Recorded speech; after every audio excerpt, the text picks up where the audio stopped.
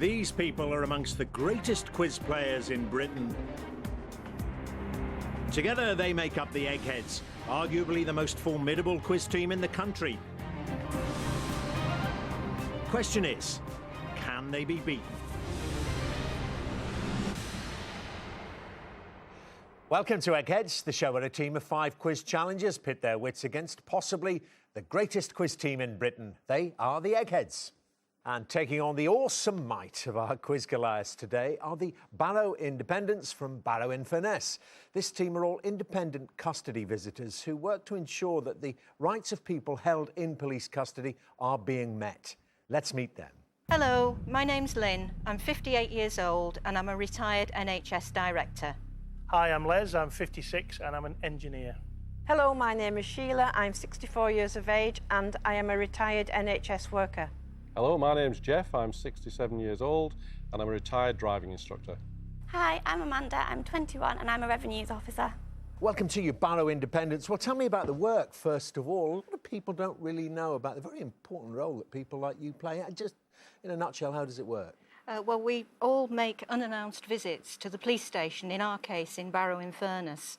There are a panel of 12 of us and we go in pairs.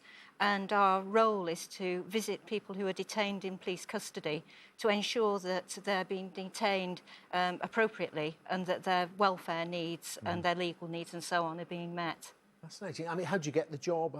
Did you have to have legal training? No, not legal training, but we were appointed on behalf of the Home Office by the Police and Crime Commissioner. And we've got right of access any time of day or night, 365 days a year. Tell me about the quizzing, though. This is what we're here to do today. You must be a formidable quiz team, I hope. Well, not exactly, but we're very willing. Oh, that'll do. Right, the willing Barrow Independents taking on the Eggheads today. Now, every day there's £1,000 worth of cash up for grabs for our challengers. However, if they fail to defeat the Eggheads, the prize money rolls over to the next show. So, Barrow Independents, the Eggheads have won the last 11 games. It means £12,000 says you can't beat them today. Let's play, shall we? Our opening round is geography. Who'd like to take this one on? Jeff? Jeff, I think. I think that's me. When they all look down to you, Jeff, you went that way. But it's you. OK, Jeff, who will it be from the Eggheads that you're going to challenge? Oh. Well, CJ. CJ loves geography. Yeah. Yes. I don't know, the one in the middle over there, he looks quite good on geography, but I think we want English geography, please, I think. You've got it, yes. You know about his prowess. It's CJ and Jeff on this one. You both have to go to the question room, please. Jeff, would you like to go first or second? I think I'll go first, please, Dermot. OK, good luck, Jeff. Here's your first question, then. The small seaside resort of Dawlish Warren is in which English county? North Yorkshire, Devon or Suffolk? Dawlish Warren. Well, I've never heard of it. Right. Well, I hope that this is logical. It doesn't sound North Yorkshire, and it doesn't sound Suffolk, hopefully. So I think I'll go for Devon. OK, sounds like it's in the West Country, and it is, yes. Devon is correct. CJ, Castletown and Ramsey are towns on which British Crown dependency? Anglesey, Isle of Man or Lindisfarne? I'm sorry, are you talking to me? I've got no idea. Well, there's not much on Lindisfarne, is there? There is something tiny ringing away that telling me that Ramsey's on the Isle of Man. I'm glad I didn't get the last question because I didn't know that one either. I hope Ramsey's on the Isle of Man, so I'll try Isle of Man. All right. Well, Jeff, there's hope for you here, isn't there? With this kind of confusion. I mean, there's another way of doing this because I asked on which British Crown dependency, and clearly Lindisfarne and Anglesey are part of the United Kingdom itself. The Isle of Man is the only Crown dependency there and also contains Castletown and Ramsey. Right, Jeff, well, you did well with Dawlish there. Your second question. Which of these Egyptian cities lies on the Mediterranean coast? Cairo, Aswan, or Alexandria? Right. Well, I'm pretty certain it's not Aswan, because I'm thinking Aswan Dam further up. So I think it's Cairo or Alexandria, and I'll go for Alexandria, please, Dermot. Oh, thank goodness. It's the right answer, yes. Yeah, not Cairo and certainly not Aswan. OK.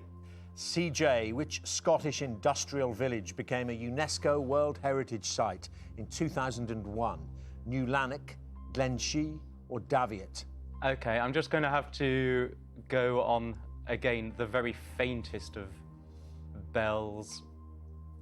There's something very, very small inkling about New Lanark, so I'll try New Lanark. You've inkled it again. It's the right answer, yes, New Lanark. OK, right, New Lanark there identified by CJ, and both going well, if a little tentatively, certainly on CJ's part. Right, Jeff, third question. The city of Fargo stands just within North Dakota's border with which other state? Mississippi, Montana, or Minnesota? Right. Well, I think Mississippi is too far south. Montana, I think, is too far west. I think I'll go for Minnesota, I think, please, Dermot, and hope for the best. OK, you've got the right answer, Minnesota, bordering North Dakota there. And CJ, St Asaph, awarded city status in 2012, is in which county of Wales? Caerphilly, Denbighshire or Pembrokeshire? Really going to hope you were asking which country of the UK it was in. OK. Pembrokeshire is in the southwest. Caerphilly's in the south, and I think Denbighshire is in the north. Oh dear, I don't think it's Denbighshire. I don't think it's in the north. I just don't know how, assuming it is in the south, I just don't know how far across it is, whereabouts it is. I will try Caerphilly. OK, Caerphilly for St Asaph. Other eggheads? Denbighshire. Denbighshire. It's in the north. Oh, okay. Denbighshire. OK. Well, CJ, I thought, you know, as you probably know, CJ's much publicised kind of blind spots about British geography. Wales is normally a stronger suit for him, but look, it's let him down there, and it means, Jeff, you are in the final round. Congratulations, and no place for CJ. Would you both please come back and join your teams? As it stands, the Barrow Independents are off to a flying start. They've knocked one egghead out of the final round. They're all there because we've only played one round. Let's play our next subject then. And this one's music. We'd like to take this one on from the Independents. Yeah, good luck, dear. I'll do music. Amanda. Amanda's. OK, Amanda, now choose an egghead. It can't be CJ, but any of the other four. Who do you think? No, well, not Dave, I don't think. He's too good at music. Chris. I don't know. Barry's good on music as well, because even some of the stuff you think he doesn't know. Go for Chris. Go for Chris. I Go would for think. Chris then, please. Somebody taking my name in vain? That totally passed him by. You're playing, Chris. Righto. OK, it's music. Would you both go to the question room, please? So what type of music do you like to listen to, Amanda? Just anything really. I like variation. OK, well, that's what you're going to get in this round. Would Just you the like? later stuff, though, not the older stuff. Oh, right. I'm not sure I can guarantee that. Would you like to go first or second? I will go first, please. And here's your first question then. In which year was Madonna's Like a Virgin first released in the UK as a single? 1974, 1984 or 1994? I don't think it was 1994. I'm going to take a guess out of the other two. And I'll go for 1984. It's the right answer, Amanda. Good start. Well done.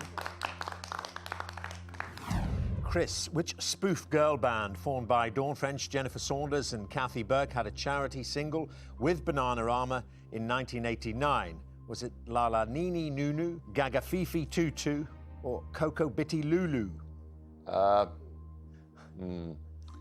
Yes, well, it's the first one, however you pronounce that. The other one's in Nunu. Lala Nini Nunu is the right answer, having cleared that one up. Well done. OK, Amanda, your second question. I know a whoopee spot where the gin is cold but the piano's hot are lines from which song in the musical Chicago? Me and My Baby, When You're Good to Mama, or All That Jazz? I don't really watch musicals, no. I've not watched Chicago, so I'm not sure on this question. It's just going to have to be a stab in the dark. I will go for When You're Good to Mama. OK, When You're Good to Mama for whoopee spots where the gin is cold and the piano's hot.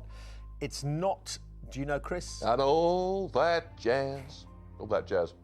It is, yes, All That Jazz, which means nothing there for you, Amanda. Chris, who released an album in 2013 entitled The Diving Board? Elvis Costello, Tom Jones, or Elton John? Not heard of anything new from Tom Jones. Or Elton John, but Elvis Costello's been making a bit of a comeback lately, I think, so I have to go with Elvis Costello. Elvis Costello for The Diving Board. Other Eggheads? Elton John. It's Elton John. Is it? Yeah. So, no damage done. Amanda, third question. The Italian song Conte Partiro, popularised by Andrea Bocelli with Sarah Brightman, is known by what title in English? Tell me to go. Time to Say Goodbye or Take My Heart Forever? Again, I have no idea on this one. There's no logic behind this answer. I'm going to go for the middle one again and say Time to Say Goodbye. If you didn't know it, were you thinking, right, I'm just going to go down the middle? Yeah, just All down right. the middle. Well, you've got 2 out of 3 because it's correct. Well done. Which means you need this, Chris. Human Racing is the title of the 1980s debut album by which British musician? Nick Kershaw, Howard Jones, or Limahl? Human Racing. Perm 1 from 3. Nick Kershaw. You've got it, Chris. OK, well, some good guessing going on here from both participants. Means it's all square. And Amanda, I'm going to take us into sudden death and remove the options because you're both clearly so good at this. But guessing's a lot harder in sudden death, as you can imagine, because we're not going to show you any options. Here you go. The B-side of Lee Marvin's hit single Wandering Star was Clint Eastwood singing which song? I don't even think I can take a guess this one. I'm not sure, my mind is blank. No. So Well, I'm going to have to pass, I think. all right. Yeah, I mean, yeah, you could guess any combination of words. And I mean, it's a really tough one. But Chris might know it, I mean, because he sings in the style of Wandering Star. It's not they call the wind Mariah, is it? No. I talk to the trees. It is, yeah. That's why they put me away. Yeah, it's from the. It's all from the film, isn't it, Yeah, Chris? Paint Your Wagon. Paint Your Wagon, that's it. OK. Well, Amanda couldn't have a guess at that, no one would blame her. But Chris, here's your question. India is the setting for which Dilip opera that had its premiere in 1883? That's not the Pearl Fishers, that's Bizet. Lakshmi. Lakshmi is the right answer. Chris, you have just got through to the final round, but well played, Amanda. Bit before my time, some of them. No place in the final round, I am afraid. So would you both please come back and join your teams? The 2 rounds gone, it's all square. Both teams have lost 1 brain from the final round. And let's see our next subject. It's history. So who'd like to play this one from the Barrow Independence? History. What's trying to reserve less for the end? Oh, science, yeah. Yeah, Sorry. and Do you want me to science. go for it? I mean, I'm US at history, but I'll go for it. Yeah, OK, if you don't Well mind. then. Yeah. Stay with us. Please stay with us, Sheila. Wait a minute. Do wait a minute, because you need someone to quiz against. Might make it a bit more interesting. Sheila, who would you like to play? And just CJ and Chris have played, so you can have Barry, Kevin, or Dave. What about Dave? Oh, yeah. I think Dave? I would think Dave. Dave. Yeah. Dave, OK. we'll go with Dave. I don't like the way Barry smiles. You know, A smile on the face of a shark. Sort of sucking us in. Sheila. OK, so it's going to be Sheila and Dave. OK, and Sheila, I know you're keen to get started. I'm going to send you both to the question room, please. So, Sheila, you're a poet. Well, I try, yes. Yes, you're a poet. But, I mean, you prefer then arts and books or something like that, would you? Certainly, yes. OK, but taking it for the team then, I guess, would you like to go first or second? First, please. Off we go then. The first history question is this. Which of these names, often used to mean the leader of a country's entire armed forces, was used by the Spanish dictator Francisco Franco? Was it privatissimo, captainissimo or generalissimo? Well, I don't have a clue, really. I don't think it's privatissimo. My thought keeps going to captainissimo. I think I will go with that. All right, captainissimo. Now, he was the entire armed forces, so he right at the top there as generalissimo, I'm afraid, for Franco. Dave, besides the UK, which country switched to decimalised currency on the 15th of February 1971? Ireland, the USA or France? I've got to presume that's Ireland. Yeah, the other two got there a little bit before that. It is the right answer, yes. OK, Sheila, let's get one on the board, I hope, here. The short-lived I'm Backing Britain productivity campaign began in 1968, when a group of secretaries in Surbiton decided to do how much extra work each day for no pay? 10 minutes, 30 minutes or 2 hours? This is a tough one again, because history is not the subject. I don't think it's 2 hours. I don't think they'd do perhaps 30 minutes without any pay. I'll go for 10 minutes. OK, 10 minutes to kick off the I'm Backing Britain campaign. It's not 10 minutes. Sorry, Sheila. Dave, I mean, it's a bit of a guess all round, isn't it? I'd go half an hour. Yeah, it's half an hour, 30 minutes. OK, Dave, second question. In which year was the Imperial War Museum first opened to the public?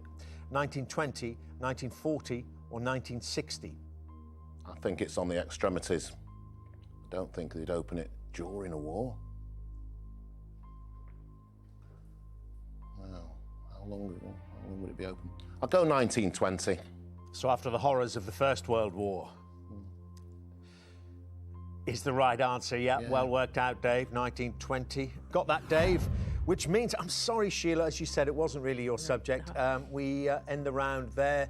Dave's in the final round, and we won't be seeing you there. Sorry, Sheila. Would you both please come back and join your teams?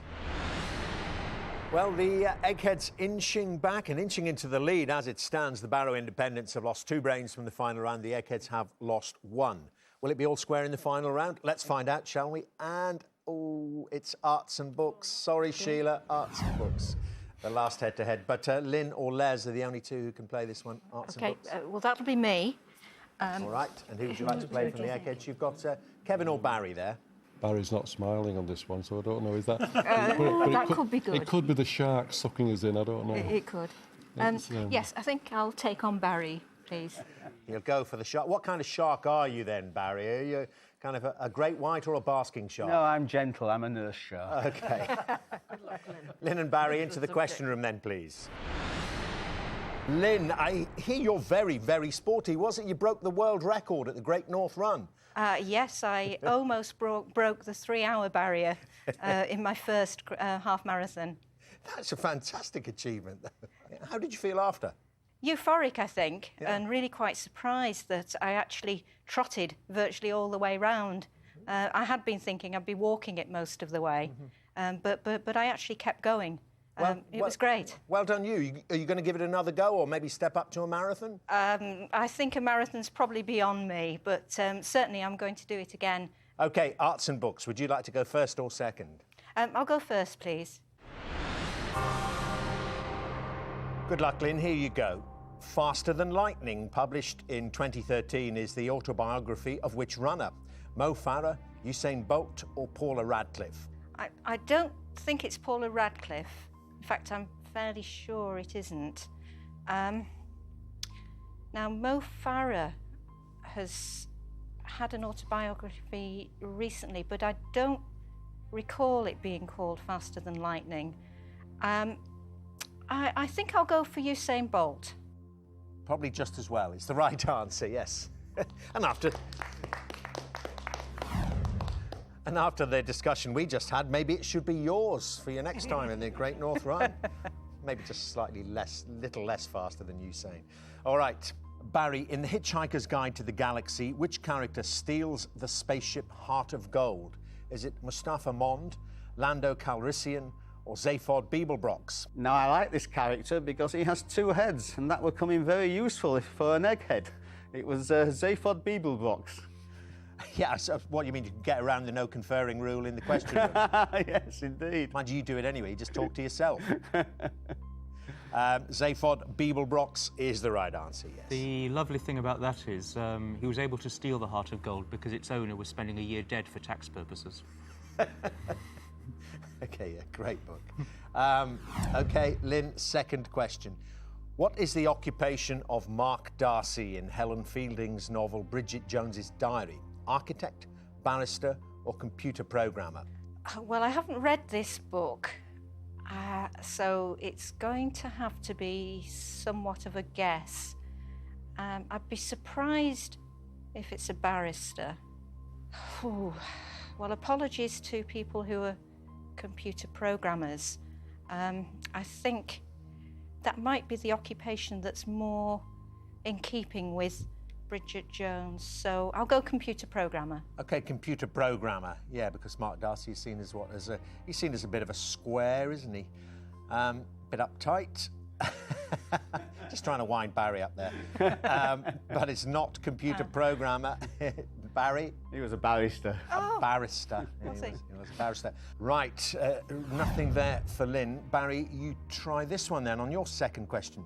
A woman called Susan and her daughter are sold to a sailor called Newson. In which novel by Thomas Hardy? The Mayor of Casterbridge, Jude the Obscure, or The Woodlanders?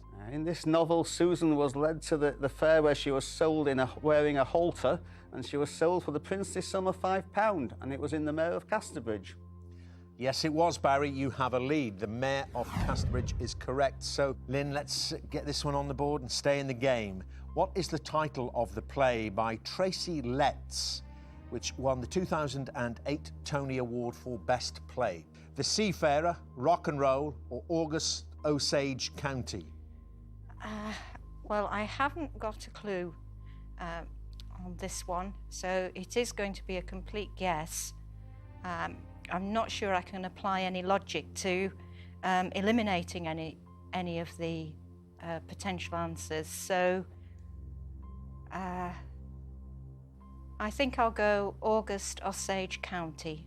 Is the right answer. Well done, Lynn. Let's hope Barry doesn't get this then. Barry, who painted the 1560 oil painting Children's Games, which depicts approximately 200 children playing around 80 different games? Is it Peter Bruegel the Elder, Frans Hals, or Peter Paul Rubens? Now, this artist was very fond of painting pictures with lots of characters in.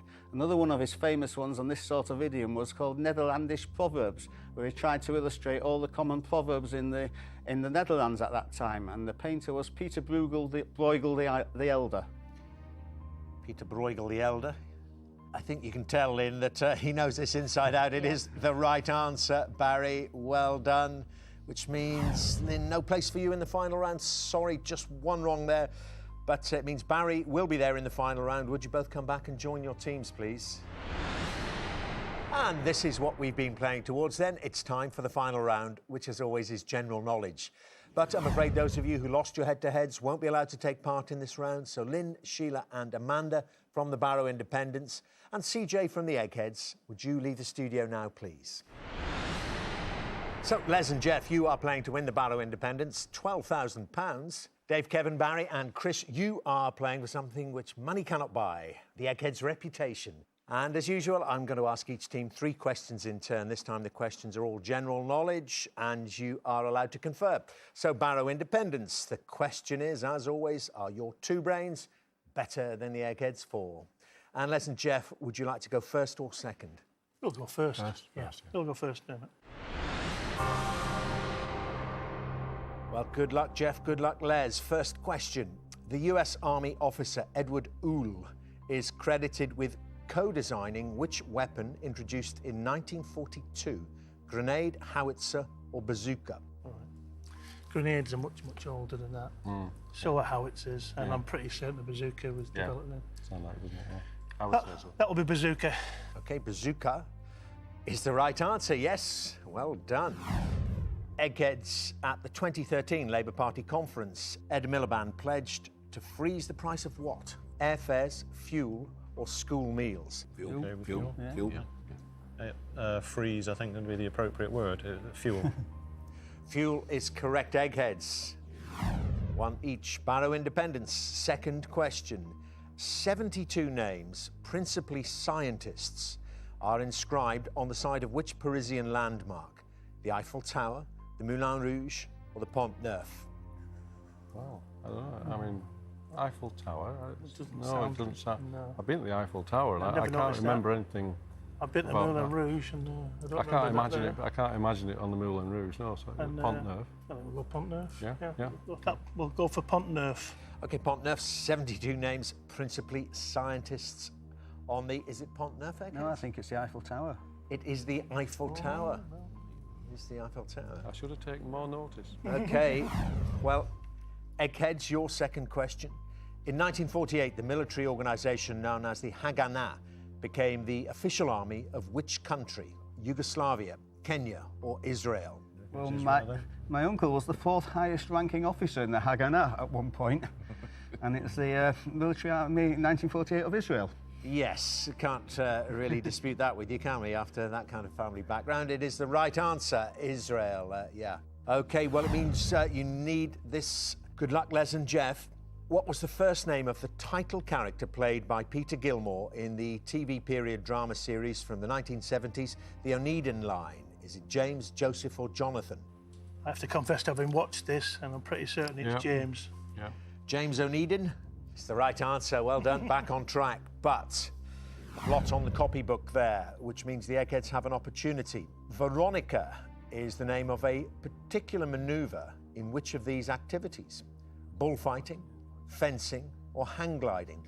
Bullfighting, yeah. That is bullfighting. Bullfighting, it's the correct answer, Eggheads. You've won.